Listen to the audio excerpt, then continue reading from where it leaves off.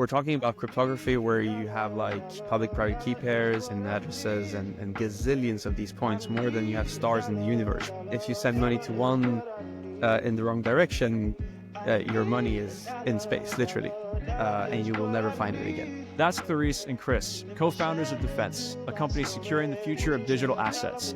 Clarisse, a former banker, and Chris, a serial entrepreneur in consumer tech, launched Dfns in 2020 with a clear mission: to provide secure, developer-friendly wallets for fintechs, payment companies, and institutions looking to integrate blockchain technology.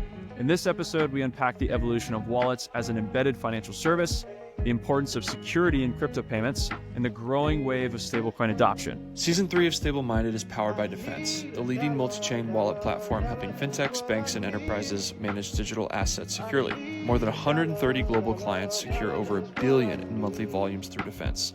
Manage governance and compliance, automate workflows for approvals, and unify your APIs, all within a platform that has a perfect security record.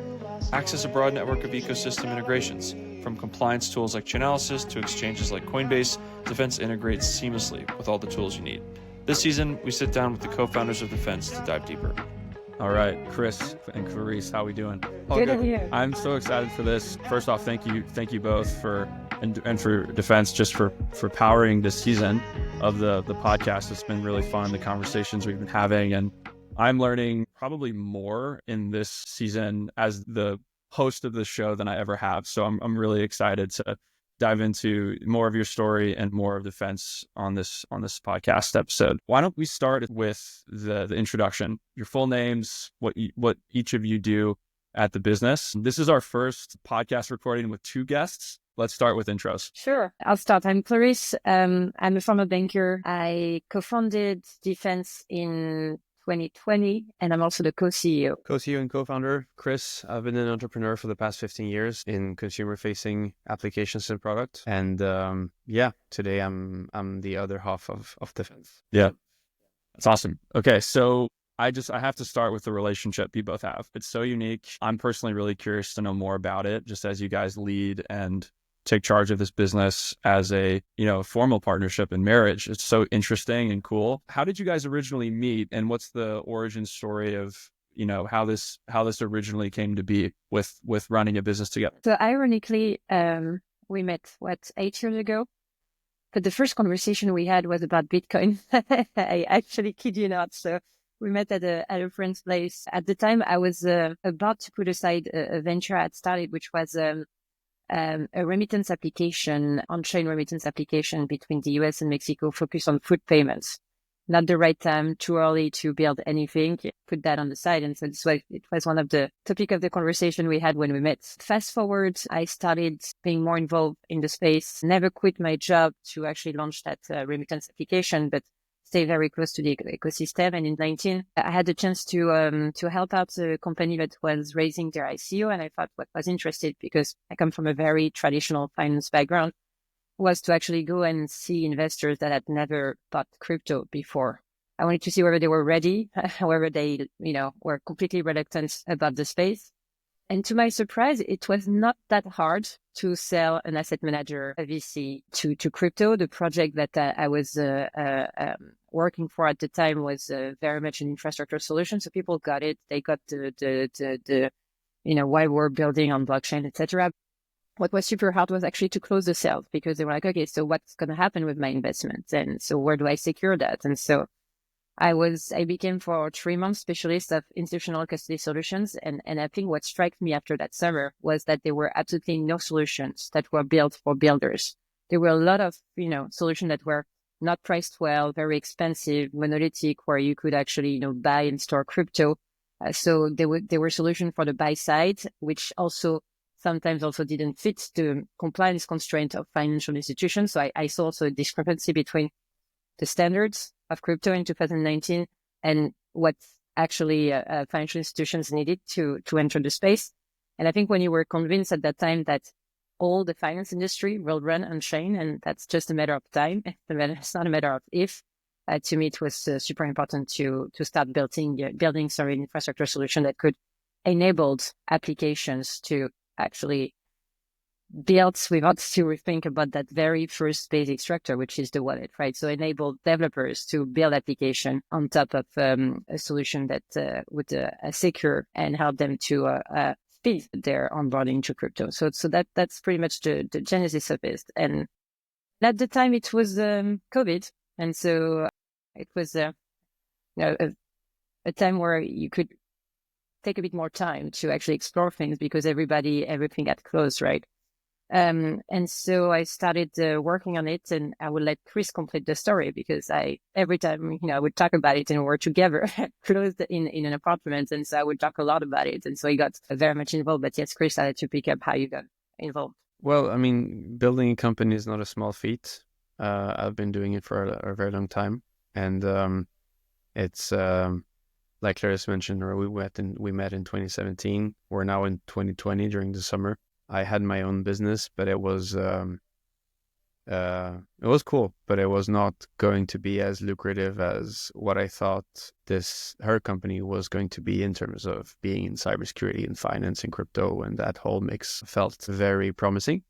So, and at the same time, I was hearing my wife kind of, expressing her issues, her problems, etc., as the first company she was building, and I was like, I can help you out there. So I came in as some from an operational perspective in the beginning, hiring, fundraising, marketing, etc., etc. And over time, got orange or whatever color pilled. It's been a hell of a ride since then, and it's been fascinating to learn about the conflation between finance, blockchain, cybersecurity, even cryptography, because we have a research team at Dfns. There's a lot of cryptography and cryptography engineering.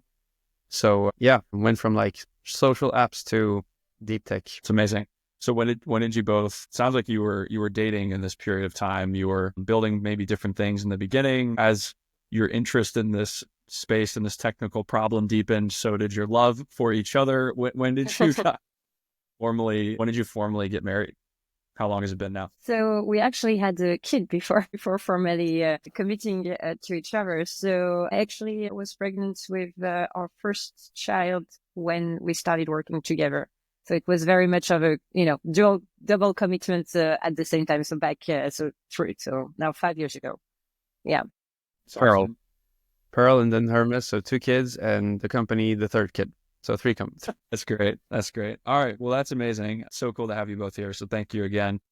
It actually is what people don't know is that security is also a big part of security is like resilience, operational resilience. I don't want to be dramatic, but should one of us die, other one can like keep on running the business. So there is like an interesting thing in having like a dual, we all saw what happened to Ledger the other day, a horrible thing with the co-founder that got kidnapped. Those things are real. So, Yeah.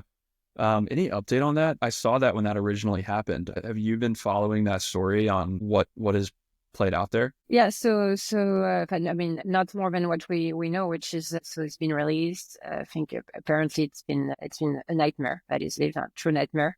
I think there was a lot of involvement. Chris, you actually know better than me on the security side, right? They kind of helped recover a lot of the funds that were being taken. But I think things are settling down and the police is investigating. So there's not too much news there. Yeah. Our chief information security officer, Thibault, former head of security at Stellar Foundation and ex-Googler, he's part of SEAL 911. That group was very critical so it's a group of like ethical hackers, white hackers in crypto that are on Telegram, just getting people's requests to find wallets, keys, etc. And it can go up to, huge heights in terms of how the amounts, in terms of the stakes, etc.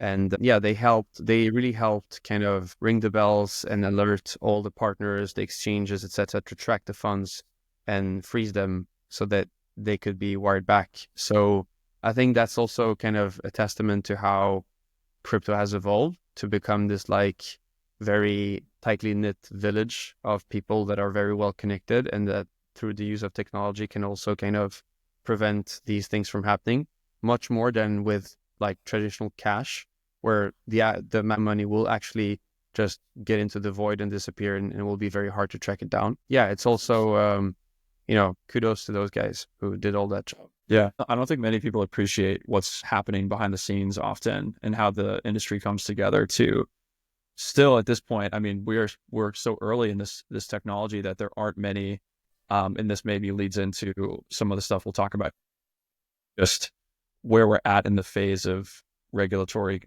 involvement and formalities. Like if, in 30 years, 20 years, hopefully soon, when this industry continues to mature, hopefully that's not a group of people on Telegram who are just doing this because they're good people and, they're volunteering their time in that way. It would hopefully be like an organized official government entity or something that can pull stuff. But like, it's so cool that right now that exists, and it sounds like you guys are doing work there. So thank you. Let's dive a bit to what you're building now.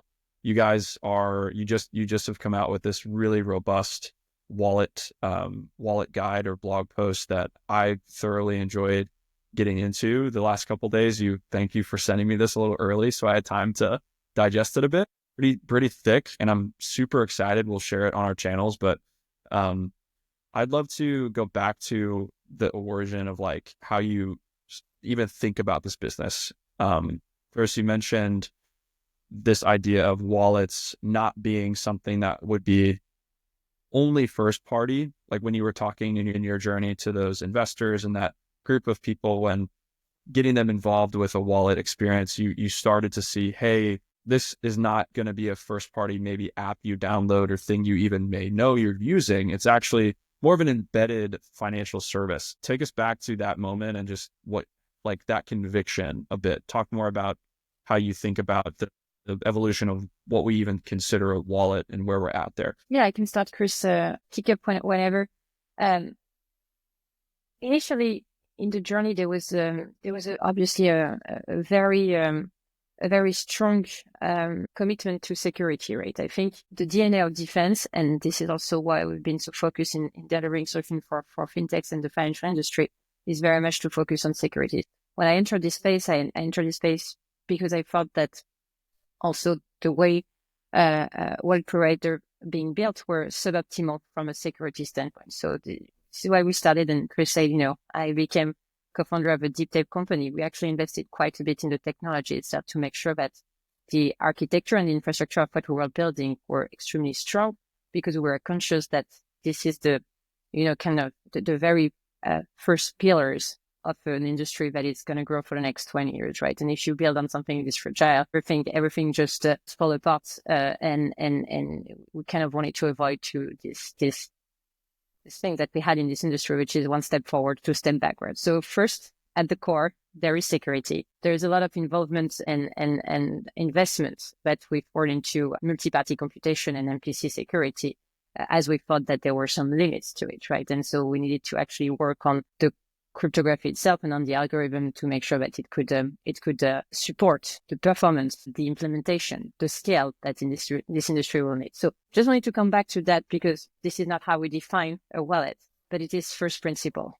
Security matters. And if you are to actually consider one thing about, picking a wallet, it's security, right? Because otherwise you are putting in jeopardy all your users and their assets, right? Where when you look about, even though what we're doing with blockchain is amazing from a user experience, in the sense that, now we enable money to, be transferred instantly at a very low cost. It's still assets you're transferring, right? So it cannot be as easy as sending an email. It cannot be as, it's not just easy, careless as sending an email. It involves a lot of security to it. So, right. So just wanted to start there. Now from more, taking a step back now from a product standpoint, and I'll come back just for the positioning, and I'll let Chris build on the wallet. What was obvious for us, right, is that wallets and blockchain was not a product in itself. It was an enablement. In other words, at the origin of everything, there is a wallet, right? And you need to enable people to build on top of the wallet infrastructure that will be so easy from a developer experience, so secure from a security standpoint, that you remove, that's a heavy part of the job, right? So that idea of building a developer tool was very much in our mind when we first started. So how do we actually provide a product that is easy from a developer experience that we can enable more application to be built on blockchain. In other words, crypto trading was one use case, but what we're very focused at Dfns is thinking about use cases, what they need, and how do we provide the tools for them to actually grow and scale. So this developer tool approach was quite unique when we started, because in 2020, you didn't really have any kind of API first solution, right? So this is very much, and I'll pause here to let Chris complete, but this is very much when you're thinking about, how the genesis of Dfns, that willingness to remove a burden at the origin of any project was super important. And in all fairness, when we started Dfns, payments was obviously the use case we were building for. Now in 2020, payment was absolutely nowhere. So we knew we were a bit early in our journey, and we thought that also tokenization initiative, for instance, on capital markets will go faster, right? But those are all the use cases that kind of just needed a wallet behind the scene. But as you were saying, behind the scenes, so we really wanted to provide this infrastructure behind the scenes so other players could build applications. Chris, it's you. Yeah, I think it. She hits it on the nail. One must understand where we come from. 2019 people were mostly tinkering their own security in their own corners. There was not a lot of standards, and the recipes for how people were doing things were really kept secretly within each company, each like group, team, etc. So it was a very special time. And you're dealing with blockchains, which are very dangerous technologies. Like when you think about it, there is like heavy cryptography behind this, which is great because it provides a level of security, tamper-proofness, and other benefits that are just amazing to reach what we call the T0 kind of settlement time, right? That you cannot reach with netting using TransferWise, etc., etc. So awesome, but we're talking about cryptography where you have like public-private key pairs and addresses and gazillions of these points, more than you have stars in the universe, right? And if you send money to one in the wrong direction, your money is in space, literally, and you will never find it again. So that's dangerous technology. And so it introduces a risk that we call irreversibility. And we human beings are not good with irreversible risks. Like, we just aren't, right? And so our mission has been since the very beginning, and Clarisse has, like, when she stumbled upon the problem of private key security, because we started there, right? She was like astonished to see how crazy the situation was, that you would have people dangling around with their handheld hardware in the back pockets of their jeans and just being totally fine at the bar, drinking beers, to have like millions of dollars in their jeans, literally. And so introducing layers of protections that enable human beings to make mistakes, to commit errors without suffering fatal consequences. I think that is like the first thesis of Dfns. That's why we're called Dfns, by the way. And over time, with customer feedback, we've evolved into a wallet infrastructure, which gets into the game, because otherwise we would only be a key management service or key infrastructure. We're not. We're a wallet infrastructure in as much as we also index the data of chain A, B, C, D. We build the transaction. That transaction can be picked up by a developer and then broadcasted on his own, or they can delegate the broadcasting of that transaction to us. Being able to build those payload templates across all the chains and managing the transaction lifecycle across different chains through a single unified API is not a simple task. And I think over time, we've built more on top of that secure key management solution. We've also learned a lot about the key management solution over time, because we've been big advocates of, as she said, multi-party computation, threshold cryptography, and these things. But we've also encountered banks that were like, forget about it. I'm not going to use MPC. I'm going to use FIPS certified 143-3 certified HSMs built by IBM, by Thales, all the big boys. And we have been like, okay, well, bring your own device, connect it. We're composable and agnostic to that. The whole point is for people to be secure. If certain institutions know how to handle their security and can prove it to us without putting us in the headlines of the press because they got hacked, then we're fine, So Sure. yeah, that's how it's evolved, and it keeps evolving with the customer feedback. Yeah. Something you guys seem to do well, just to that last point, is I know you've talked about this idea of custody as a spectrum. I think that's something that if you really start to even begin to unpack this conversation, you quickly realize like this isn't a binary thing. This isn't a non-custodial or custodial thing. This is a entire spectrum of considerations. And I think you guys have, I know I'm sure you have a lot of emotional like charge behind some of the stuff that you see out there, especially given the fact that you've been doing this for 5 years plus roughly. You've probably seen a lot of things that have been adopted by the industry or used or big companies choosing to partner with certain other companies and do things. And I would be lying if I said I fully understood it as much as you guys did, but I can't imagine how much emotion that comes with knowing what's actually happening behind the scenes. Like, it's probably not as bad as a buddy going to a bar with, a cold storage wallet in his pocket, but like, it's not that far off in many ways either, I'm sure, when you see some of these things happening. How have you both decided to, maybe Chris, a question for you, given the last few years where priorities for a lot of the companies that are maybe coming in and asking, hey, I'm interested in a wallet stack, I'm interested in building on chain, like the priorities of that person may not always be about this conversation. And they may not always really care about this yet. They may just want something else. How have you navigated that? It's really tough. A lot of people, they just want something that works, that feels good, that looks good, that seems good. What's been the strategic approach in the recent years there? How do you avoid those people? Do you want to be with them? Do you go? What's it been like? That's a great question. So remember, I come from a social app background. So UX, slick, unnoticeable experiences, that's been a part of my life. I talked one day with the founder of Zulu, a Colombian payment provider in crypto and fiat, both. And they did some user research around and they recorded everything, and they found out that using Google Connect as a way to log in and access your crypto wallet on their app was actually felt as like insecure by people themselves.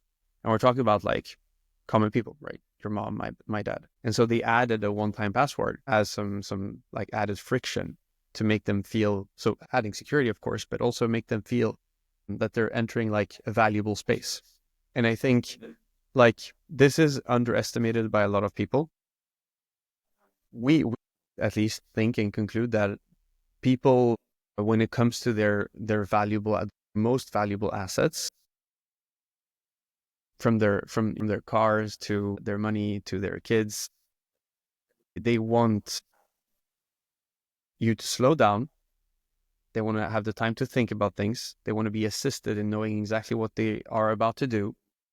And they want all those friction points, healthy friction points, to reassure them.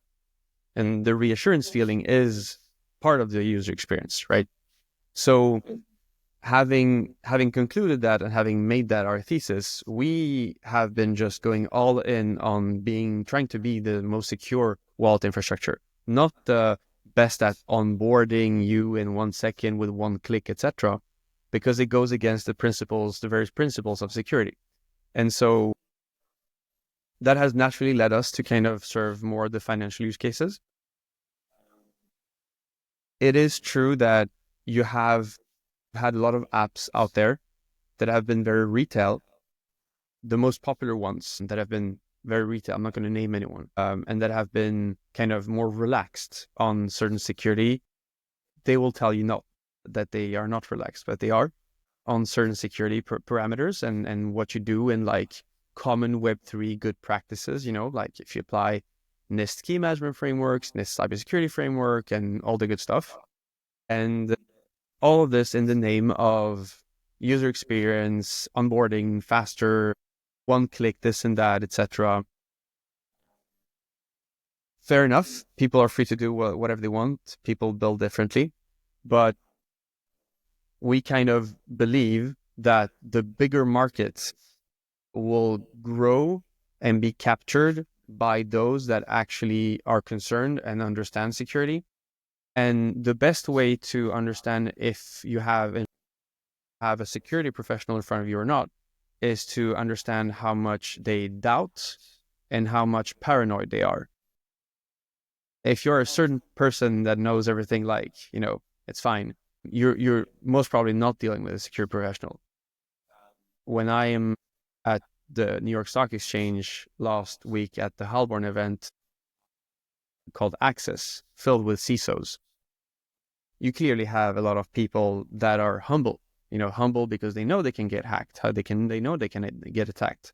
And so they think about things, their own life. I mean, it's so funny to listen to how they think about their own lives, how they structure their own family life. It's very different from how usual people do it.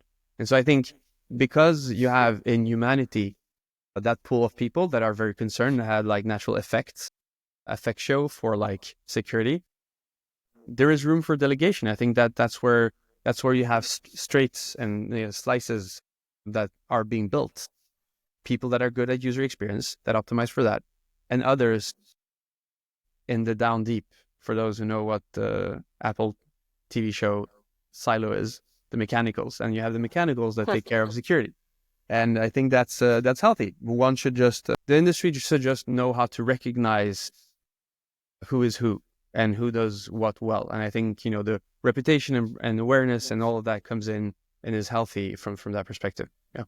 If I were to capture that and sort of going back to that idea of a spectrum, you might have a spectrum on one end, which to the consumer or the buyer persona that you guys want to be talking with. This is a CISO, security professional, someone who's naturally incredibly deep in this, building probably something that, to your point, is holding and helping people put very, very valuable assets within a digital framework or digital structure. So that's one side, financial, very valuable assets, security is a very high priority there. Then you have maybe another side of the spectrum, which is very, very crisp UX. I would maybe say the buyer persona there is more on the product management side or user UX design side. They're not into security. They don't value that. You definitely have the wallet as a service or wallet landscape players on either side. Just to be clear, you guys are very happy and proud and focused on that first part on the other side, it sounds like.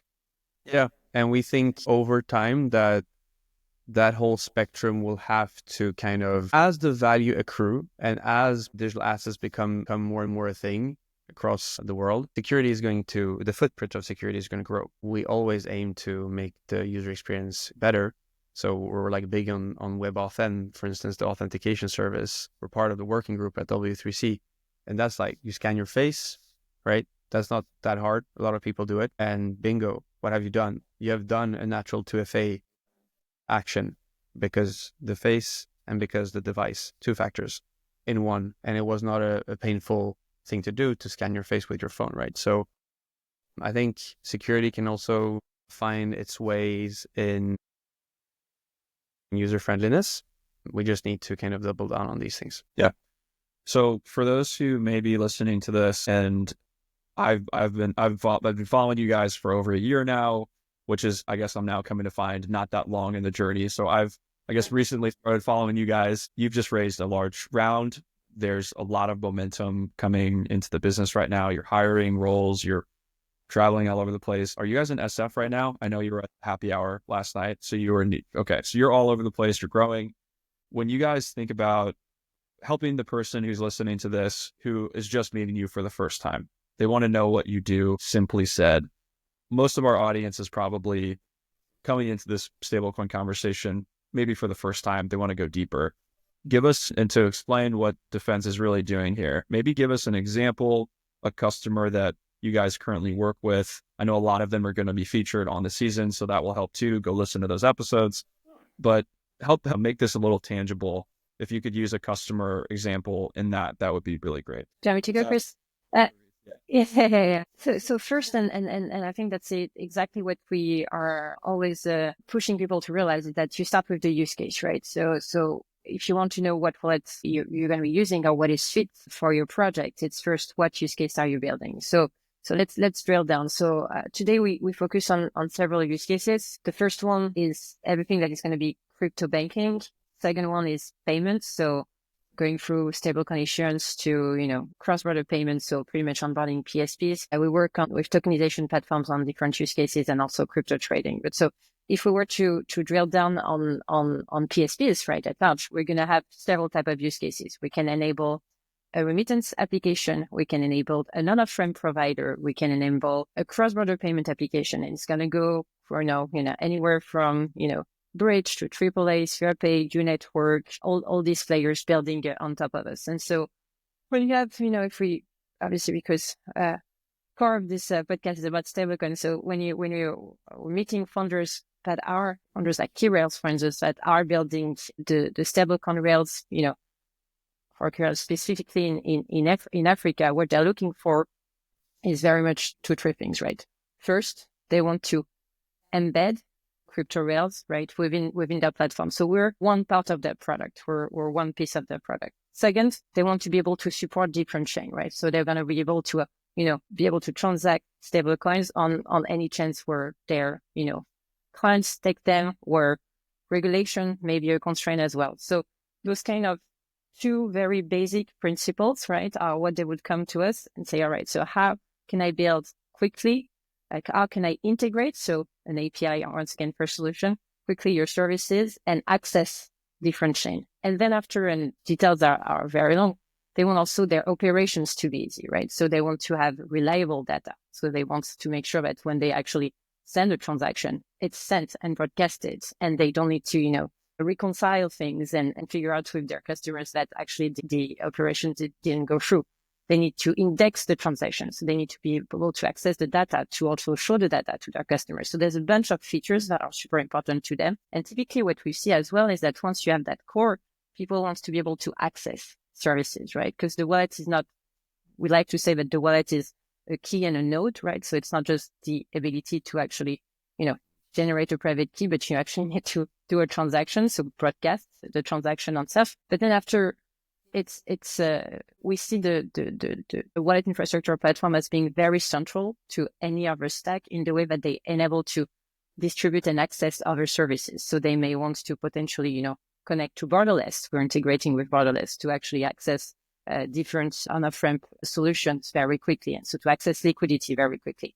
They may want, because they are building more of the retail applications, to integrate travel rule services and integrate with a Nota Bene or a Nostri, right? And so they want their wallets to be that sort of very much middleware layer that will enable them to manage all their blockchain interactions, right? And this is very much today how we're seeing our platform and how we're building is very much as an enablement platform. And you're right, security now is something that's, we only talk security to the tech team, right? It's a given for the founders that come to us, right? They come to us because they know we're a secure service, but they don't want to dive down. We dive down with the tech specialists. What they want is to be enabled, and they want to be enabled technically, but also from a commercial standpoint, right? All stablecoin payment platforms today are trying to take down the pricing, right? The idea is to make sure that we can add transactions that are fast and cheap, right? And so you want to be able to control your margin. You want to be able to have predictability, right? And that's also what the wallet platforms do for you, right? We're that kind of infra layer that should do. You're right, should do. It should not be the biggest layer of your operating costs, right? So that's those are the different services we offer and different use cases we cover, and how we see our clients really interacting with our platforms today. Beautiful. And Chris, it seems like this momentum that is happening in the business, many of these businesses that we're going to be speaking with in this season, I think almost all of them are, as a core part of their core offering, are using stablecoins very meaningfully in building the infrastructure of their business and securing that. The title of the season is Stablecoin Settlement Secured. For reference there, when you think about the momentum that has now been felt with your business, I think in a sense, Dfns in my mind is really riding that wave of stablecoins, because as more of these businesses decide to say, hey, this is a technology for money that we want to use, inherently to do anything, you need to bring something like Dfns in structurally to make it work. Maybe Chris, just talk a little bit about what you've seen in the last 6 months maybe, I know the Bridge acquisition was massive for you guys, and talk a little bit about stablecoins and just the last 6 months of growth that you've seen in comparison to maybe the last 5 years. What's been happening? Yeah, you're right. It's to say that like stablecoins have been a driver of activity, and we were very happy a year ago. I remember that conversation we had internally where we said like, yay, for the first time, crypto is decorrelating from the price of Bitcoin, and it felt good to see use cases finally hit home, find like market fit. And we felt like we would not necessarily be this infrastructure product that, by the way, has to kind of pay upfront a lot of the cloud provider bills, etc., and kind of sponsor a lot of those use cases before they reach maturity and become successful. That we would be able to finally not be taken hostage by the ups and downs, the pumps and dumps, right? And that we will finally kind of, we had met a bunch of use cases, not only stable coins, tokenization as well, but let's stick to stable coins here. That would be stable use cases that would grow in a stable way. That felt really good. And we've been connecting with a lot of founders in payments, obviously. It's been fascinating to see how they think, how they approach topics. Everything from like top-down global approaches. I'm going to have licenses everywhere. I'm going to just build these APIs, and you're just going to ping, just going to send me like fiat and bingo the other way around the world instantly in a very low cost. You'll have your USDC or USDT or whatever converted. Everything from that approach to like people going very, very local and really talking to small businesses in like West Africa, right? And trying to understand their FX problems, where they literally are like selling oranges and apples on boats on a river, right? And the guy is like, who has the liquidity on that boat is like, paying with, I don't know what local currency, but is like taking a fee, right? And them going like, guys, you don't need to do this. If you have a phone and you have internet connection, basically that trade can be done using stable coins. And it's a very different approach. And I think both kind of approaches are going to yield great results. But we're literally, we have the feeling that people are like in the middle of a huge evangelization operation, and we're still in that, and we still need more founders to hit these things harder, because payments is not just like you going to your shop, buying some Nike shoes and tapping your phone on the POS, right? It's really like wholesale payments between banks, it's intercompany loans. It's like there's so many different payments. Payments is such a broad term, and I think what Eitan at Nilos did, I know you'll welcome him. He did a great job at just mastering and giving a 360 view on all the use cases that revolve around payments. And so we still are very early. And in 6 months later, 12 months later, I would even say, having, Zach from Bridge tweeting in April, like, yeah, we did our first $1 million transaction, to now, processing billions a year.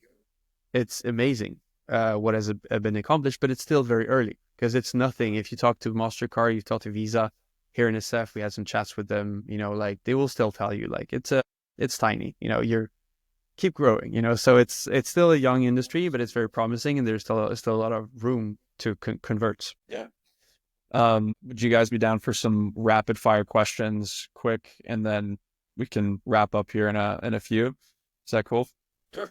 Yeah. Okay. I have a list of these. Let me see which ones I want. So what's one, Clarisse, this is for you. What's one misconception about wallets that drives you crazy?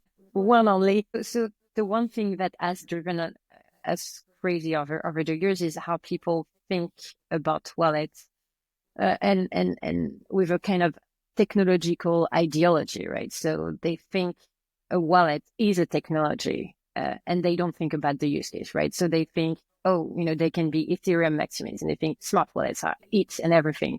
Well, they are very useful for certain use cases, right? But there's a lot of use cases they won't cover. They think that, for instance, self-custodial wallet is a hardware in your pocket, right? Well, there's many ways to achieve self-custody wallet, right? And so first, this is, I think, this is something that we've been, fighting a lot against for the first 2 years, which was the misconception around what is custodial, what is not custodial, this confusion between technology and the regulatory aspect and merging both. And that has pretty much driving me crazy. And I think today it's still the opinion that some people have about certain technology. They don't see the end game, which is once again the use case. So if I'm building a retail application, maybe smart wallets are interesting, but smart wallets need to be used with a key management service. I mean, like you're probably going to need to have to use another wallet, right? If you want to power smart wallets. So yeah, those kind of confusion around a wallet should be a technology or should be a regulatory term has been kind of, very annoying to hear. Yeah.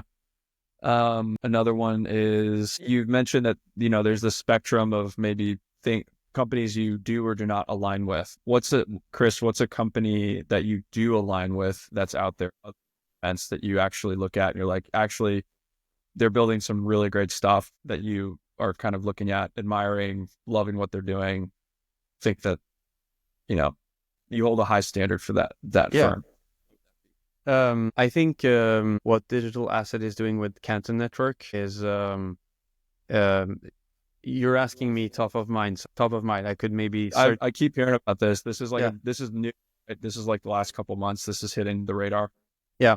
So I think people think about people have this conception of like public blockchains, internets, private blockchains, intranets. I don't really buy into that narrative. I think when you look at an encrypted chat like Signal, is it on internet or not? It is, right? But yet it is encrypted. So you have a sense of privacy and you have a sense of protection of your data on the internet.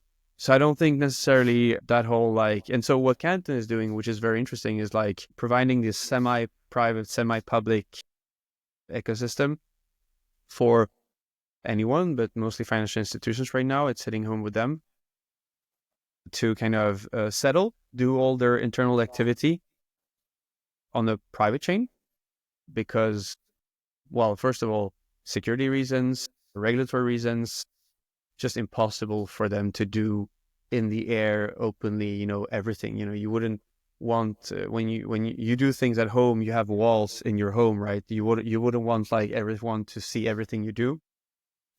That's the same for financial institutions, even worse. Even imagine having your collateral exposed publicly and other banks being able to kind of guess what you're doing and short you there.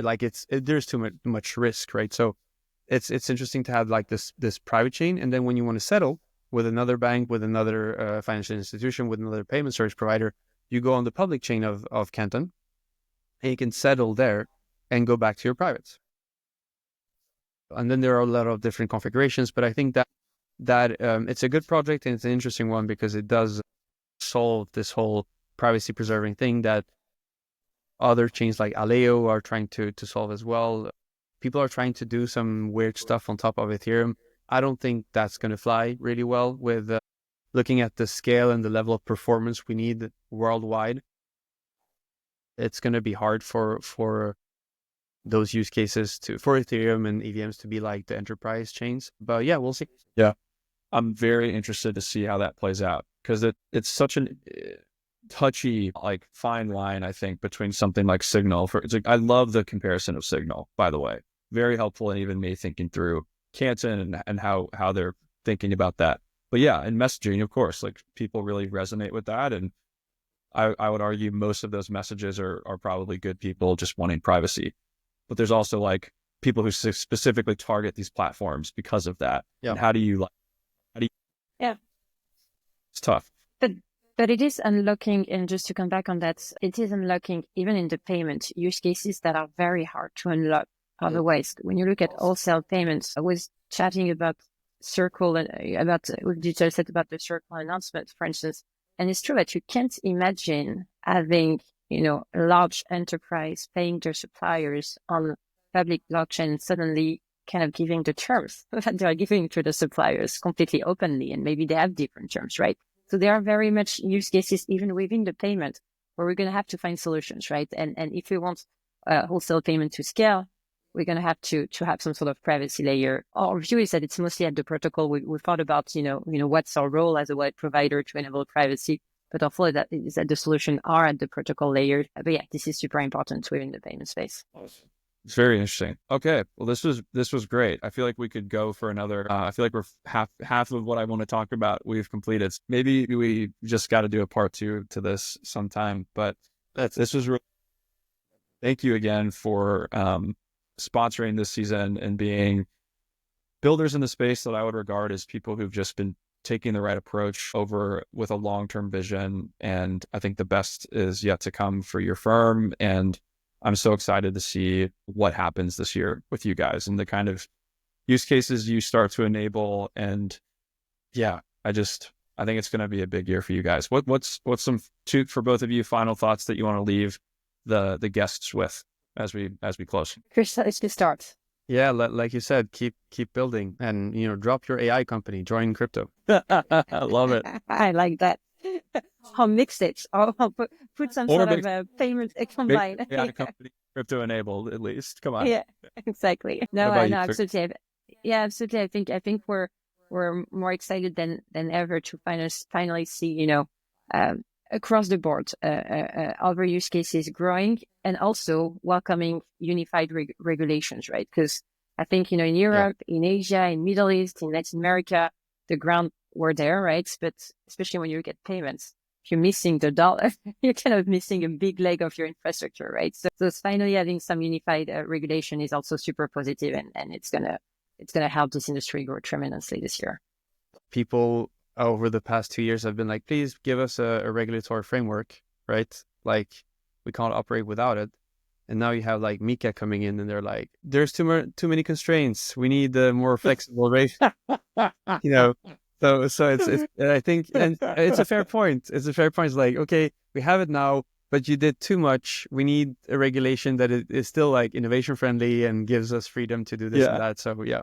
It's a pendulum. We're going to keep going back and forth. I think that's how this stuff works. So this was great. Thank you for the time. And really appreciate it. It was a pleasure. Thank you, Drew. And Thank you keep so building much. Stablecoin. It's a great show.